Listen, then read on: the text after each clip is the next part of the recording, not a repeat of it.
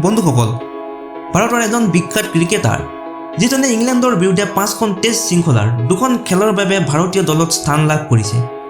কেইমাহমান আগলৈকে তেওঁ ভবা নাছিল যে তেওঁ এনেদৰে টিম ইণ্ডিয়াত প্ৰৱেশ কৰিব। এই 22 বছৰীয়া খেলুৱৈগৰাকী কোন হয় বাৰু জানেনে? সম্পূৰ্ণ জানিবলৈ ভিডিঅ'টো শেষলৈকে চাই থাকক, লগতে চেনেলটো ছাবস্ক্ৰাইব কৰিব নাপাহৰিব। উত্তৰ প্ৰদেশৰ এই ক্ৰিকেটাৰজন অতি সোনকালে হায়দৰাবাদলৈ যাব উচ্চ প্ৰশিক্ষণৰ বাবে। তেওঁৰ লগত থাকিব ৰোহিত শৰ্মা, বিৰাট কোহলি, জসপ্ৰীত বুমৰাহ, KL ৰাহুলকে ধৰি বহুতো। এই ক্ৰিকেটাৰজন হৈছে ধ্ৰুৱ জুৰেল। কম বয়সতে বহু কৃতিত্ব অৰ্জন কৰিছে 22 বছৰীয়া এই খেলুৱৈজনে। তেওঁৰ ঘৰ আগ্ৰা আৰু তেওঁৰ পিতৃ সেনাবাহিনীত আছিল, লগতে কাৰ্গিল যুদ্ধতো অংশগ্ৰহণ কৰিছিল।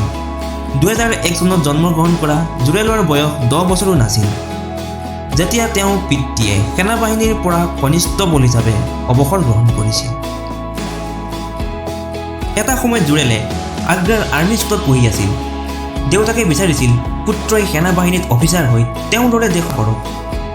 এই কাৰণে ধ্ৰুৱৰ পিতৃ নেম সিং জুৰেলে পুত্ৰক ক্ৰীড়া সম্পৰ্কীয় কাম কাজত অংশগ্ৰহণ কৰিবলৈ কয়।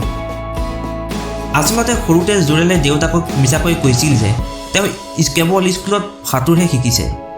যেতিয়া দেউতাকে গম পালে যে ধ্ৰুৱই ক্ৰিকেট প্ৰশিক্ষণৰ বাবে নামভৰ্তি কৰিছে, তেতিয়া দেউতাকে খুব খং কৰিছিল। সাঁতোৰৰ ক্লাছ চলি থকাৰ সময়ত জুৰেলে ক্ৰিকেট খেলি উৎকৃষ্ট শ্বট মাৰি থকা দেখা গৈছিল।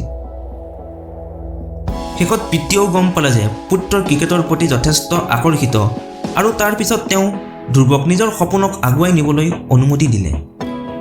ধ্ৰুৱে যেতিয়া বেট বিচাৰিছিল, তেতিয়া দেউতাকে বেটখন আনিবলৈ বন্ধুৰ পৰা 800 টকা ধাৰ লৈছিল।